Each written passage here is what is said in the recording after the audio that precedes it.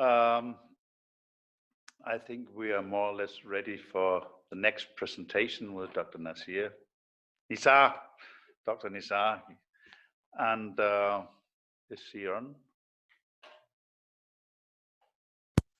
Yes, I'm here. Very good. Thank you. The word is yours. Okay, 1 second, just so I can start sharing my screen. We tried to get a live feed for you from our testing facility, but we had some problems with the Wi-Fi there, so we couldn't really make it happen right now. Okay, can you see my screen? Yes. Okay, I will start with this little video from our testing facility. So a little bit about our project. It's the brainchild of Dr. Alexei Onipko. He's a Ukrainian scientist, and he has the award of honored scientist of Ukraine, which is the highest national award given to scientists in Ukraine. He is the president of the Ukrainian Academy of Sciences, a non-government organization specializing in R&D. And since 2004, 2005, he's been the lead author of this project, the Onipko rotor for small wind speeds.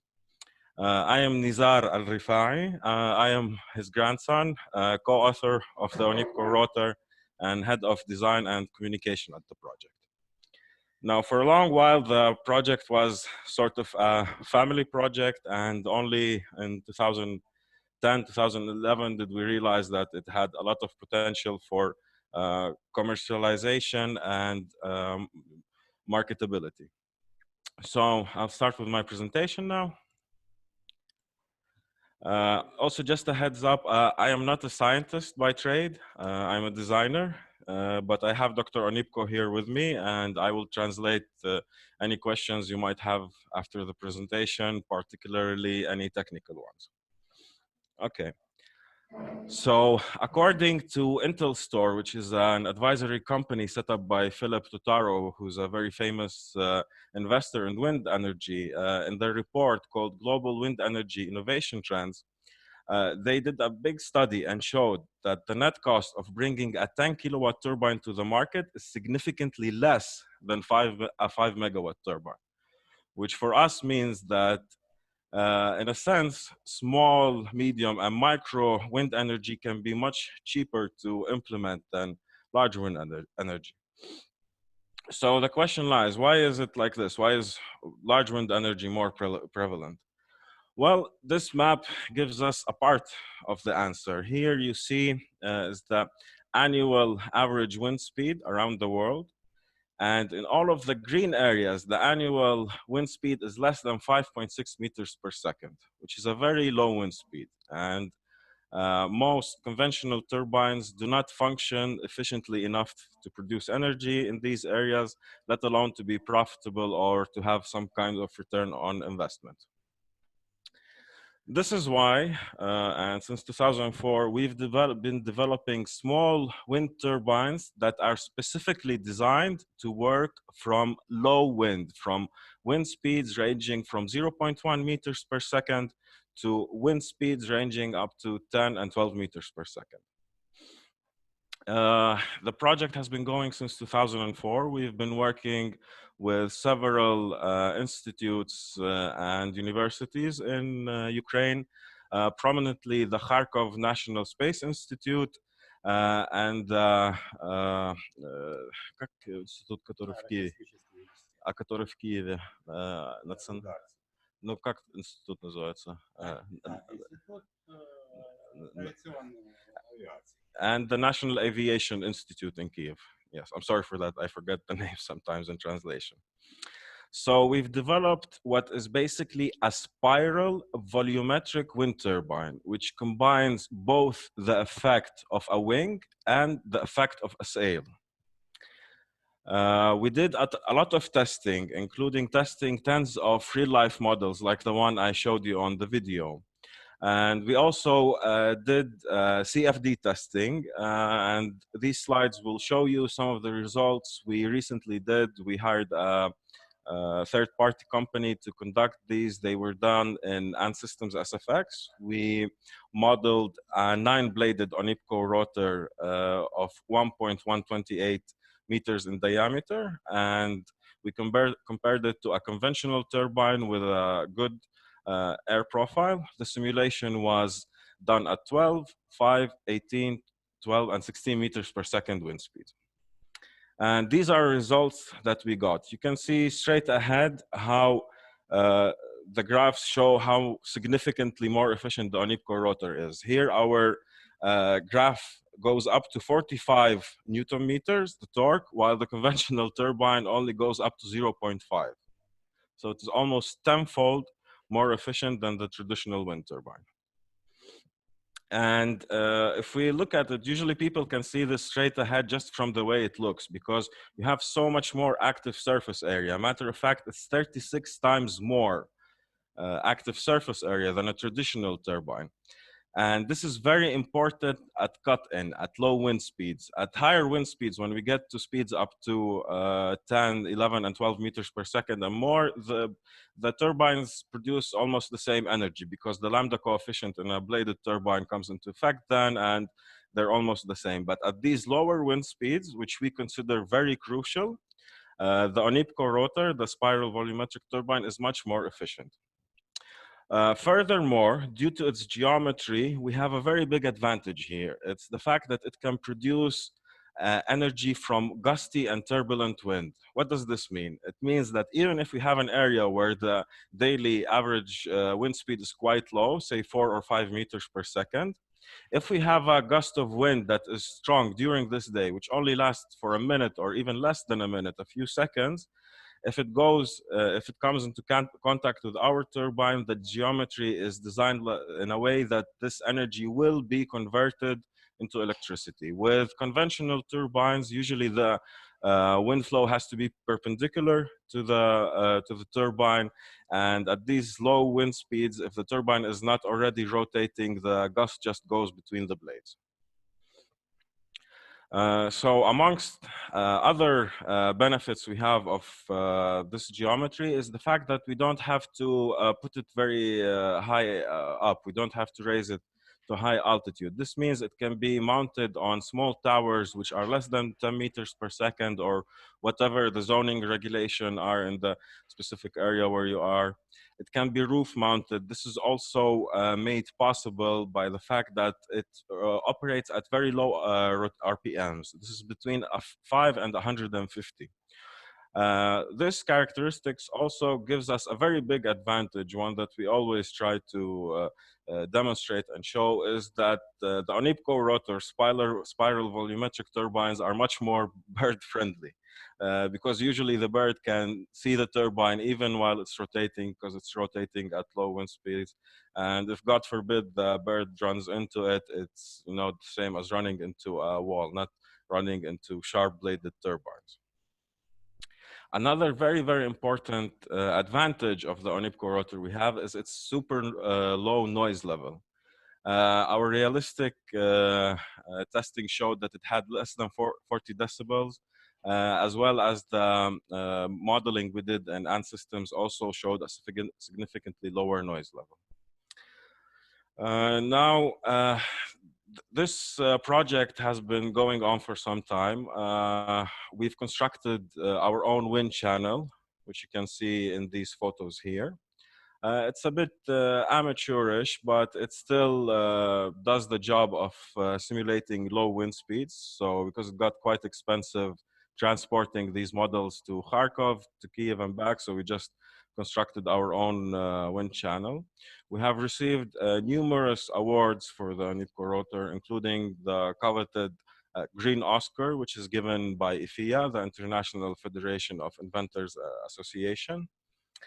And currently we are still trying to realize it and start production. We've had a lot of trouble coming from Ukraine, the financial crisis here in 2014. We've applied for grants through the Eureka program, through Eurogia. We've tried to applying to Horizon 2020, but Due to, unfortunately, I have to say it, corruption in Ukraine, we were not able to get the funding we anticipated for a project of this magnitude.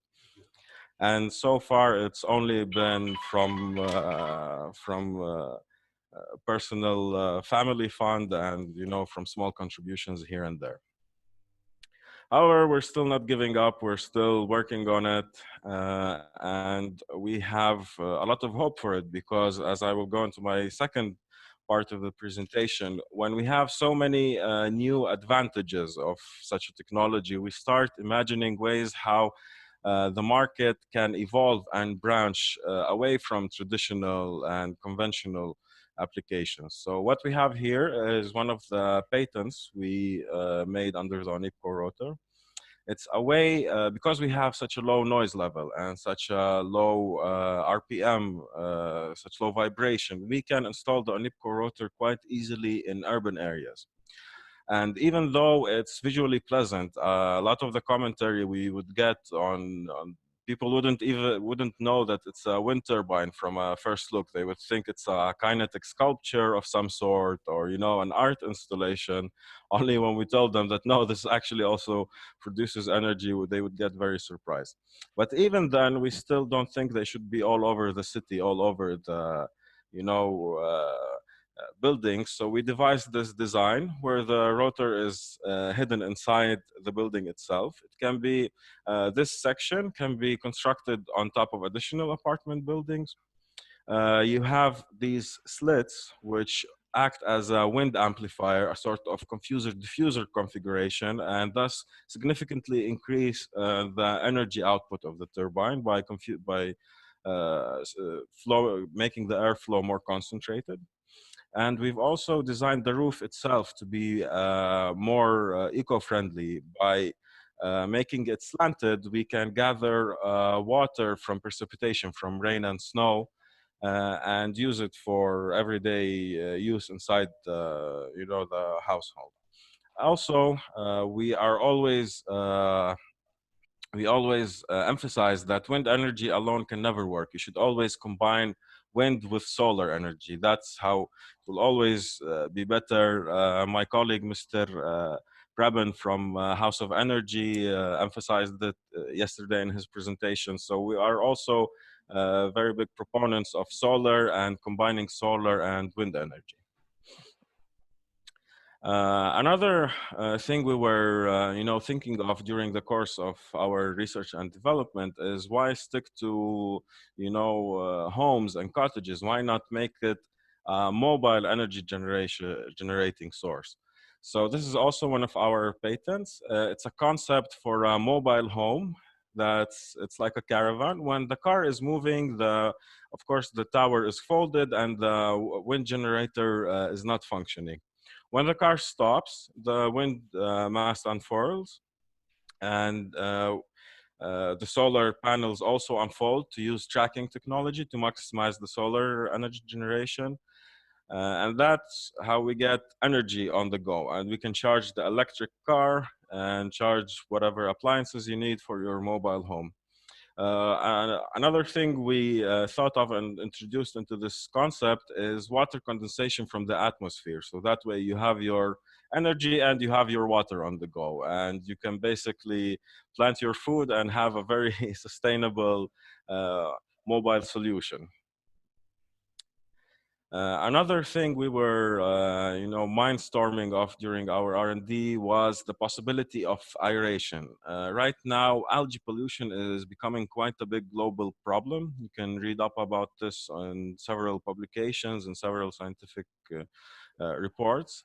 And one of the solutions we see is using wind energy, localized off-grid wind energy, to aerate the water. This way, it fights algae pollution, it increases fish populations in the area, and just makes the water source a much more pleasant space. We are also working on introducing the geometry we've developed in the aeration process itself, not just for generating energy, but for aerating the water, for turning the water. You can see in this slide on the left side, one of such models for aerations that we've been testing here in Ukraine. So this is the kind of future we see for renewable energy, where we try to get outside the box as much as possible. And a lot of my colleagues here were presenting on the possibility of making a smart grid and introducing solutions where decentralized and off-grid energy generation sources can be used to make the grid more secure and more powerful. I especially liked the comment Ms. Brooke Spreen said yesterday, that maybe we can use the turbine itself as a sort of fan to, offload energy peaks in the grid. And I think that's a very interesting idea. What we see is combining all of these things together, where governments will have the incentive to not just subsidize these solutions for the sake of the environment or the sake of being ecologically correct, but also because they can significantly reduce the stress on the grid.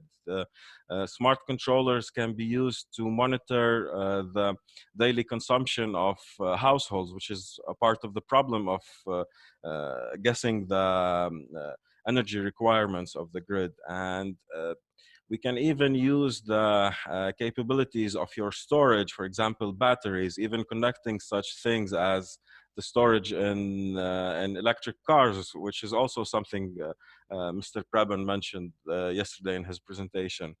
And this way, having a solidified system which can also use artificial intelligence and neural networks to make the grid a much more secure and solid entity.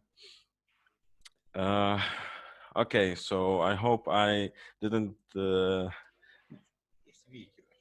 get too technical. I have the chief designer of the project here with me. If you have any technical questions, we will be able to answer. And thank you for your time and attention. Thank you very much, Nizar. It has been a pleasure listening to you, and also to see this actually maybe unknown concept, but it has been running for several years. It's good that there's space for showing such a concept as well within this forum. There might be some questions for you, and now it's open for questions.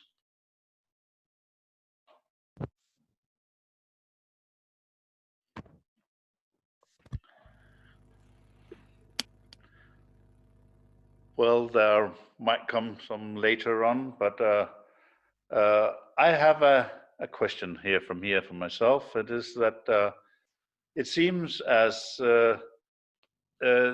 this concept has not been commercialized yet. Is that true?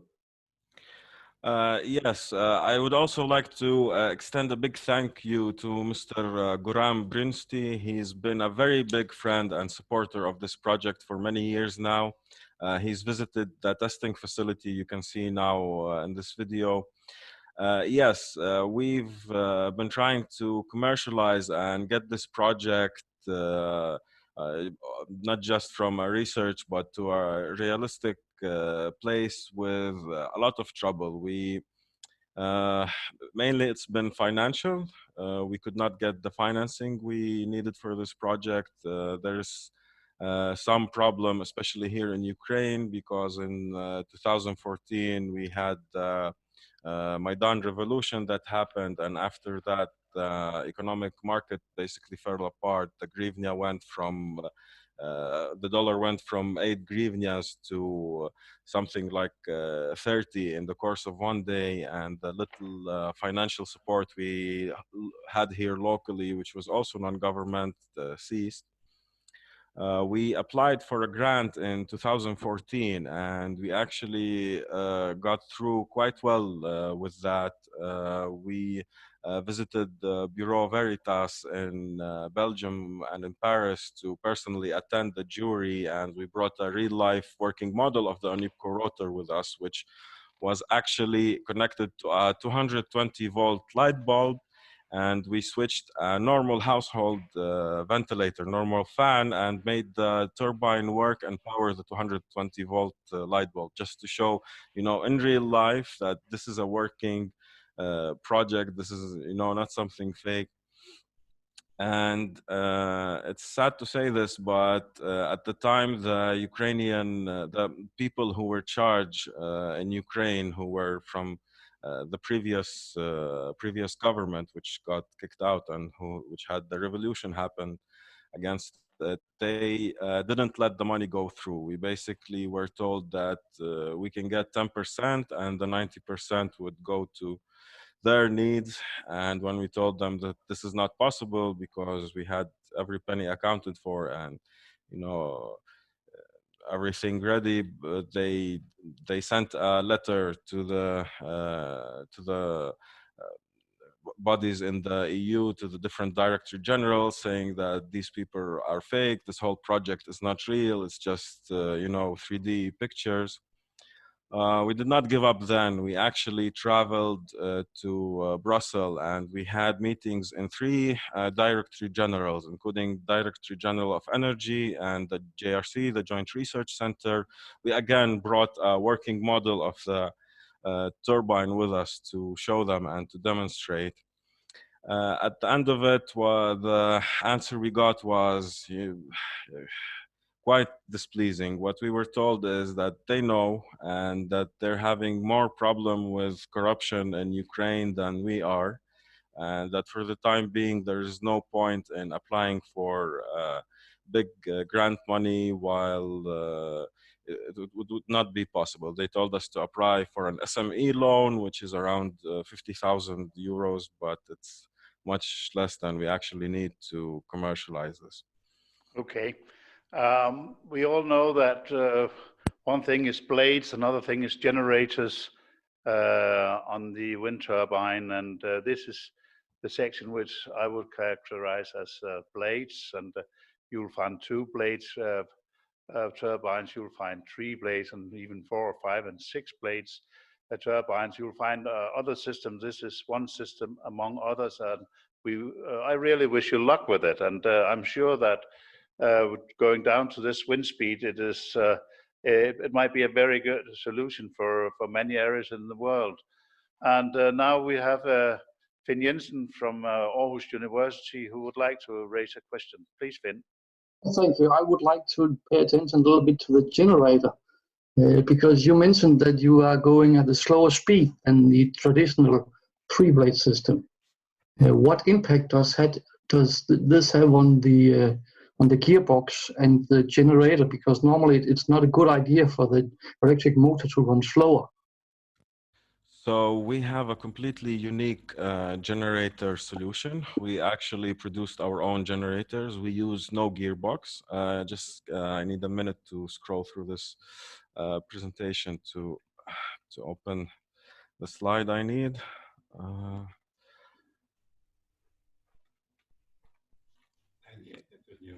Генератор. Генератор, вот это.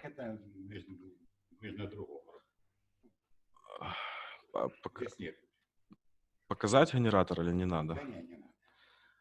1 minute, I need to talk with Dr. Onipko to give you the correct answer. Ну, генератор обычный, как бы стандартный, на постоянных магнитах, многофазный. У нас только очень плотно обмотки, так что где-то 2-4 фазы. Потом выпрямляются они. So we use a permanent magnet generator. Сколько фаз? 24. With 24 phases. Тут вопрос, что при низких оборотах это плохо для генератора. Как мы с этим справляемся? Ну, из-за того, что у нас очень плотно много фаз, так, и диаметр у нас 380. So we use a planar generator, and it's quite wide. The diameter is 380. And the wiring is quite dense. We do the wiring manually. We have wire it by hand, and because the wiring is so dense, and because we have so many phases, it's not such a problem at lower rotations. 120 magnets. Okay. Yeah. So you have a multiple pole system. Okay. So this is a photo of one of the prototypes for our generators. You can see the cover and the stator inside. Yes. Yeah. Okay. Interesting. Thank you. Okay. Have I answered your question or? Yes, yes. Okay. Very.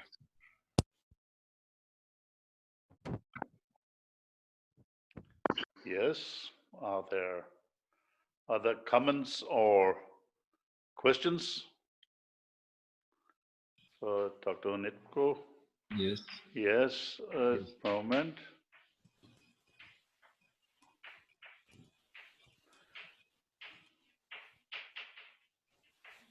Paul Breumer. I hope I say your name in the right way. Paul Bruyere. Wilmier. Okay. Okay. Well, I have a question. The diameter, how large is it? And Okay, so regarding the diameters, we've produced them in 3 diameters so far: 80 centimeters, which can be transported by car or even by plane, and 1.128 meters, which can be transported by car, and 3.6 meters, which we're actually making to make a little slower, so it can be legally transported on the road by truck or freight. okay. And what's the yield? How many? Ah, yeah, now I see it. They're 500 at 12 meters per. Does it? Is it shut off when the wind speed is too high, or does it continue? So far, we could not test a cutoff speed because the highest wind that we were able to wait for and to simulate was not enough to break or cause any real problems. What we did notice in 2016, if I'm not mistaken, we had a very, very powerful tornado and wind speeds up to сколько мы максимум скорость испытали? 25 было? Да, когда вот он повернулся. Around 25 meters per second. And what happened at that speed is the rotor actually flipped. The back end was facing forward and it was still generating peak Okay. Okay. That's interesting. Thank you for your answer. It's a nice, very nice model. What we also do is at very high wind speeds is we lower the load on the generator. We try not to break it with the generator and give it more aerodynamic freedom. Sorry, yes, you may continue. Yes, so what I said, what we also do at high wind speeds is we decrease the load on the generator. We decrease the amount of power being produced. That way, it's less of electromagnetic brake on the turbine. It has more aerodynamic freedom to continue rotating. Okay. Yes. Thank you. Are there any further questions for the Onipko concept right now? Otherwise, we'll let the word be free for picking up for all what has been happening today and for some things which we didn't have time to catch up because of the time limit. Now we can open for that. So I expect that we can use at least till 4 o'clock or 16 hours CET or maybe more. We will anyhow let it be open. The word is free, and if anyone wants to get in, please. Yeah, I had one question regarding Onipko rotor. Where is the exact position of generator? It is near shaft. Can you repeat the question, please? Where is the exact position of rotor? Sorry, generator. 1 minute, I will show you on a slide. Где находится генератор? Внутри или снаружи? Ну, можно показать. Да, сейчас я слайду. A second. It's either in the back or it can actually be inside the turbine itself, inside the rotor itself. Или снаружи. Задней части. Yeah, it means side means side of shaft. I didn't understand. No, you told one inside turbine and another one, other one. Inside or on the outside, on the back side. I'm trying to find a picture now to show you to demonstrate.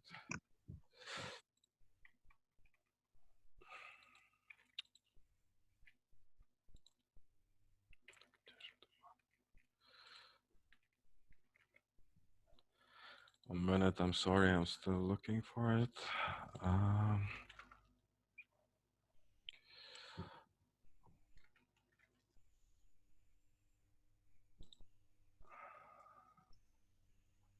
Любое видео, там, стоп-кадр сделаем.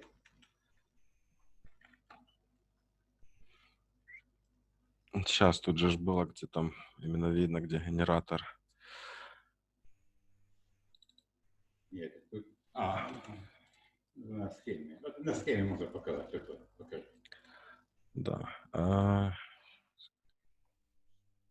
So as you can see here, behind here, this part is the generator, Или внутренне. or it can be inside the turbine itself. Защита от дождя. Yeah, yeah. Thank you a lot. Thank you. Okay, thank you. Кошелки, кадры.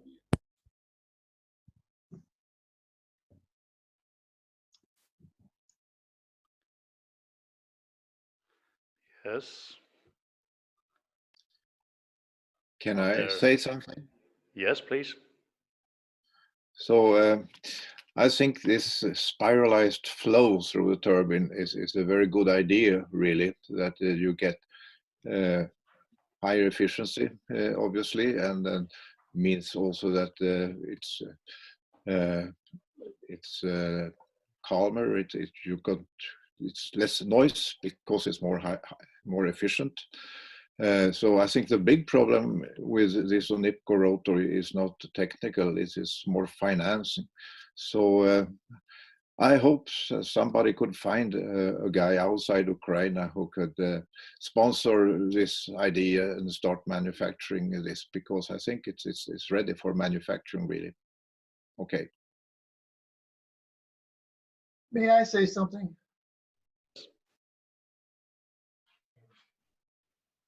Thank you, Dr. Punzer. The next comment. This is Robert Preuss from the National Renewable Energy Lab in the United States. High solidity rotors are not efficient. It is not more efficient by being higher solidity. This is nonsense. Well known, well understood nonsense. It comes up all the time. It's intuitively obvious that it should be more efficient, but it isn't. I'm the one at the National Renewable Energy Lab that deals with inventors. So I've seen this type of thing many times. It's never going to be viable.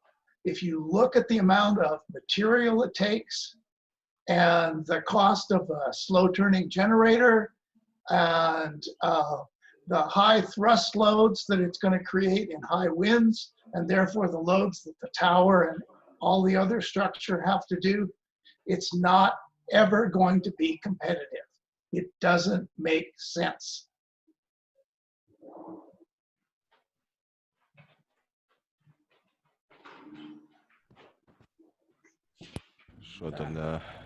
Что у них уже такие были в их институте, он говорит, что это никогда не эффективно, потому что слишком большая нагрузка на мачту, на генератор. Ну, масса большая, действительно, он работает, это генератор для малых ветров. So again, the advantages we are talking about and competitiveness we see is at lower wind speeds. At higher wind speeds, everything you said is absolutely correct, and we agree with it. But our focus is for areas with low wind speed, where conventional generators just can't function. It's still much more efficient to put a larger, low solidity rotor on it than to have a high solidity small rotor, because the amount of energy in the wind is a function of the swept area and the velocity cubed and the efficiency. And for the same amount of money you put in having this very high solidity rotor that's small, you can put twice as much swept area in a low solidity rotor and get better performance by far. Well, again, here we are talking about very small sized turbines, up to 3 meters in diameter. I would jump in here as well with just kind of the logistics of putting, if we want to put a 5-meter rotor somewhere, there's very few locations near settlements where that's going to be logistically feasible. I know that the aerodynamics make a different argument, but if we're looking to incorporate power where it's being consumed, do you think that there's consideration that needs to be given to whether or not we can install these things from the logistics side? Why is it difficult to put a 5-meter low solidity rotor somewhere? Mainly for NIMBY concerns, the not in my backyard. Yeah. Yeah. If I may say a word, another thing we always pay attention to is a lot of people don't want a conventional bladed turbine near their house. With our turbine, we've had a lot of people say, you know what, I don't care if it even doesn't generate energy. I just like the way it looks. I would like that on my house. So that's also a big, advantage of this kind of technology. Well, yeah. We hope that after this COVID crisis passes, we invite everyone in this conference here online to come visit our testing facility, to take a look yourself, because from our testing and from our ongoing real life and laboratory testing, what we've seen is that this turbine can generate more energy than any other conventional turbine and air speeds up to 10-12 meters per second.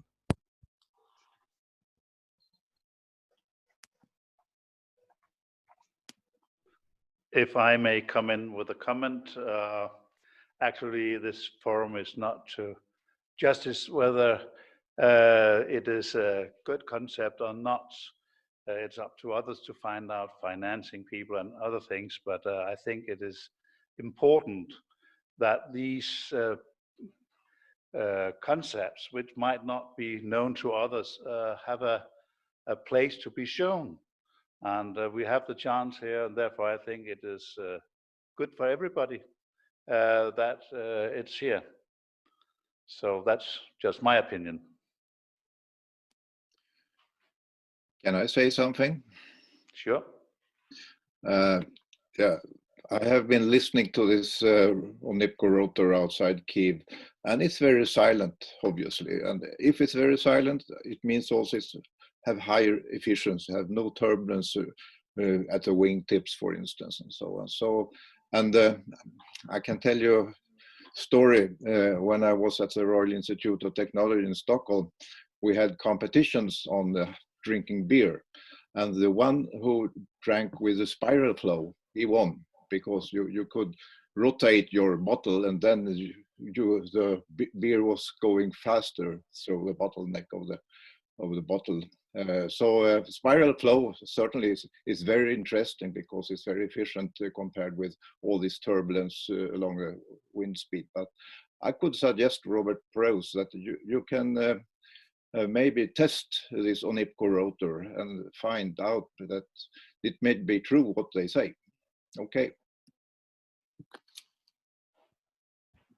And if I can say another thing now, we didn't want to discuss this too much, but Mr. Robert does bring up very few valid points. And if I can have share the screen again with you, can show you some of the research we've been doing with our own generator. And we've actually been developing a special generator which is suited exactly for this kind of task, which can work at very, very low RPMs without it being a problem. And another way we actually found to mitigate this problem is we incorporated new type of control system where we use our own anemometer to measure the wind energy, and we use a special algorithm to set the load on generator depending on the current given wind speed. And this way we can always take the optimum, taking the maximum amount of energy at any given wind speed. And the reason we used one of these anemometers, we didn't use a classic cup design, which is what is usually out there, is because the classical design wasn't sensitive enough. We had our big 3-meter turbine rotating, and the small cup anemometer was still. And this is why we had to develop our own anemometer, our own electronics controller, just to be able to achieve these points.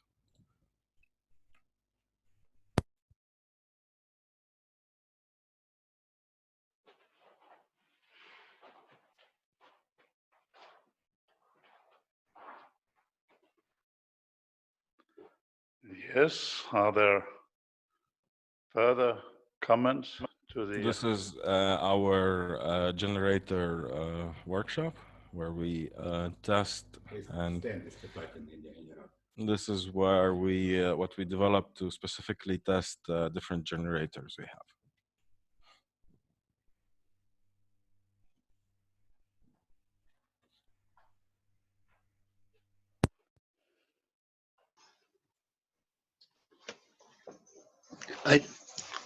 I'd like to see a smaller version of this rotor.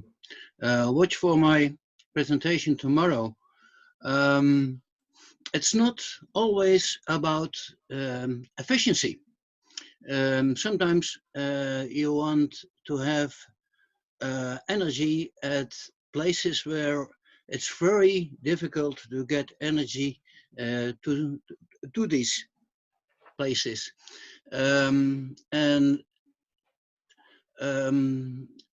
It's not always the horizontal axis has a great efficiency, but it's not always about efficiency.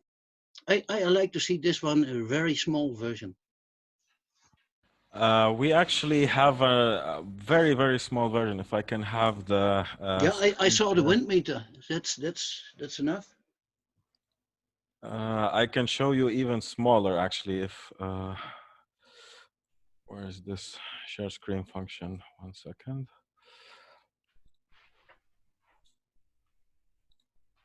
Yes, this is the smallest size we made. If you can see, here's a cigarette lighter for comparison, and we use it actually as a flow meter to more accurately gauge the flow of water in a small cylinder. Yes, that's what I mean. Yeah. Yeah. Thank you. The diameter of this one is 15 millimeters.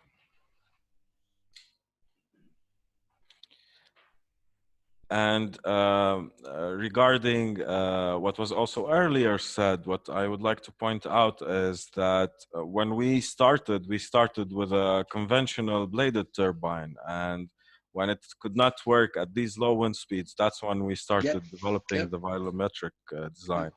And this was not, you know, some kind of just amateur work. It was done with some of the best professors at the Kharkov National Space Institute, who are specialized in the aerospace industry and who develop some of the best helicopter blades in the world. And the initial testing was done at their wind channel and using their facilities and expertise. Thank you.